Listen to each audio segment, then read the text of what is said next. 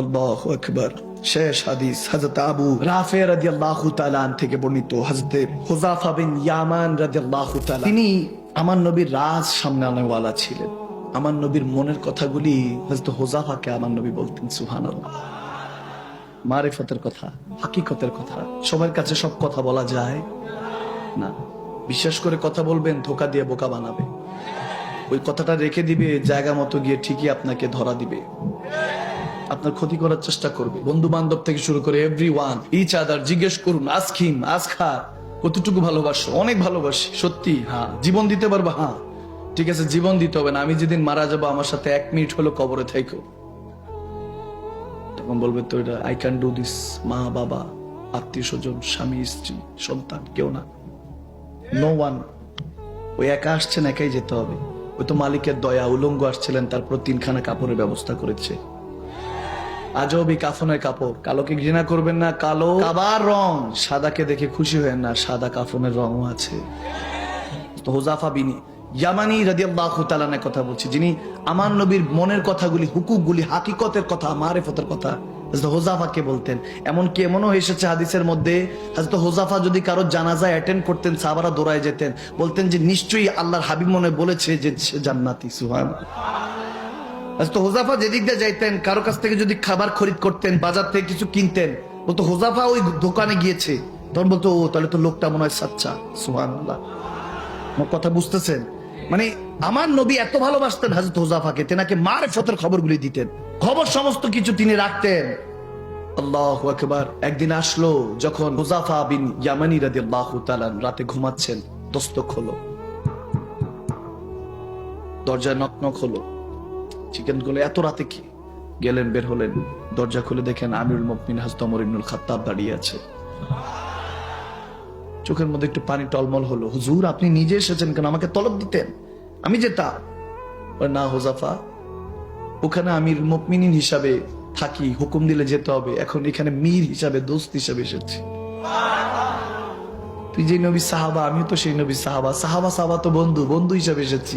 জাতি মামলা একটু প্রশ্ন ছিল, নিয়ে আসলে হুজুর আসেন, ভিতরে আসেন। 4 পায়াতে বসলেন, এরকম খাটের মধ্যে বসার পরে হযরত হুযাফাকে বলতেছেন, আমি আজকে মসজিদে নববী থেকে নামাজ পড়ে বেরোচ্ছি, সবাই বলতেছে হযরত ওমর কত নেকওয়ালা, কত শানওয়ালা, কত কিছু বলছে।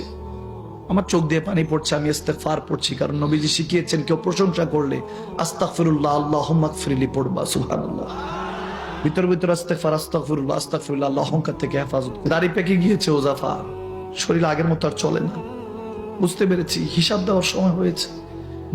এতদিন নবীর থেকে আলাদা ছিলাম, এখন নবীর কাছে যেতে হবে, কি চেহারা নিয়ে যাব বুঝতেছি না। টেনশনে পড়ে গিয়েছি। ঘরে গিয়েছি, সন্তানদেরকে ডাক দিলাম, সাচ কেহনা, সত্যি সত্যি বইল, বাবা হিসাবে ঠিক আছি, কোনো রং তামাশা নয়, খুশি করে। আজকে ওমর কোনো কিছু বলবে না, ধমক দিবে না, বলো বাবা হিসাবে ঠিক আছি। তারা বললেন, আব্বা জান, আপনার থেকে আফজাল আল্লাহর নবী তো কাউকে বলেই যায় নাই। সুবহানাল্লাহ। নবীজি বলেছেন আনা খাতামুল মুরসালিন, আমি তো শেষ নবী, কিন্তু আমার পরে যদি নবী হতো ওমর হতো। সুবহানাল্লাহ। তারপরে স্ত্রীর কাছে জিজ্ঞেস করছে, খাতুন मैं ठीक हूं, तुम्हारे लिए ठीक तरह से रखा था। সব জাওজা স্ত্রীদের কাছে জিজ্ঞেস করেন, সব ঠিক রেখেছি? হযরত ওমরকে বলতেছে, আপনার মতো নিরালা তো আর কেউ ছিল না, যে হুকুক তৈরি করেছেন। আপনি কাউকে বাধ্য করেন নাই নামাজ পড়তে, আপনি তাহাজ্জুদ পড়েছেন। বান্দারা, আপনার সন্তানরা 5 ওয়াক্ত নামাজ পড়তে বাধ্য হয়েছে। সুবহানাল্লাহ। আপনি নফল রোজা এমন ভাবে রেখেছেন যে তারা কাসরাতের সহিত ফরজ রোজাগুলি মিস করে নাই কখনো। আপনি দান সদকা করতে শিখিয়েছেন, ডান হাতে দিয়েছেন, বাম হাতে দেন নাই। রাতের বেলায় সন্তানরা আব্দুল্লাহ, ওবায়দুল্লাহ, ওনারা রাতের বেলা উঠে উঠে গরিব কারা আছে তাদের ঘরের মধ্যে খাবার রেখে আসতো। তারা আজ পর্যন্ত ওই গরিবরা বলতে পারবে না খাবার কে রেখে গিয়েছে, ওমরের সন্তানরা। সুবহানাল্লাহ। কেন কি আপনি হুকুক ঠিক আছে। বারবার হুযাফাকে যখন এগুলো বলতেছেন, হযরত হুযাফা বলতেছে, হুজুর হুয়া ক্যা হ্যায়, মুঝে বাতাইয়ে, কি হয়েছে আমাকে বলুন। বলে, দাড়ি পেকে গিয়েছে, চুল পেকে গিয়েছে, শরীর এখন চামড়ায় ভাঁজ পড়ে গিয়েছে, যাওয়ার সময় হয়েছে। হুযাফা, সচ কেনা, সত্যি বলিস? তোর কাছে তো নবী সবকিছু বলতো, আমি কি মুনাফিক নাকি মুমিনের কাতারে আছি? তখন তো হোজাইফা বলতেছেন, হুজুর আপনার শান তো নবীজির জুবান থেকে সামিতু রাসূলুল্লাহ শুনেছি। নবী যদি পরে নবী হতো আপনি নবী হতেন। জিবরিল আমিন আপনার 950 বছর আপনার শান বলে শেষ করতে পারবে না। আপনি যে রাস্তা দিয়ে 40 দিন পর হেঁটে যাবেন সেই রাস্তা দিয়ে শয়তান হাঁটে না। আপনার শান তো নিরালা শুনেছি হুজুর, আপনি কেন ঘাবড়াচ্ছেন? বলে তুই বলেছিস, তাহলে আমার এখন দিলাসা এসেছে যে আমি অমর মরো শান্তি পাবো। নবীর কদমে গিয়ে বলতে পারবো, ইয়া রাসূলুল্লাহ আপনার উম্মত হিসাবে যেটা দায়িত্ব ছিল সেটা পালন করে এসেছি। হাসরে হয়তো বা আল্লাহ এটার জন্য ক্ষমা করে আমাকে নবীর সাথে জান্নাত দিয়ে দিবে। সুবহানাল্লাহ।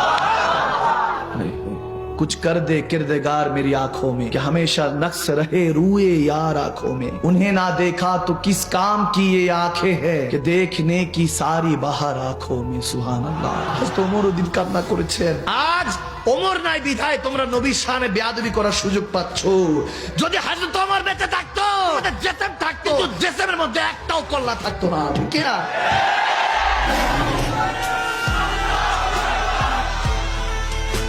من الفتى الكريم؟ عمر بن الخطاب.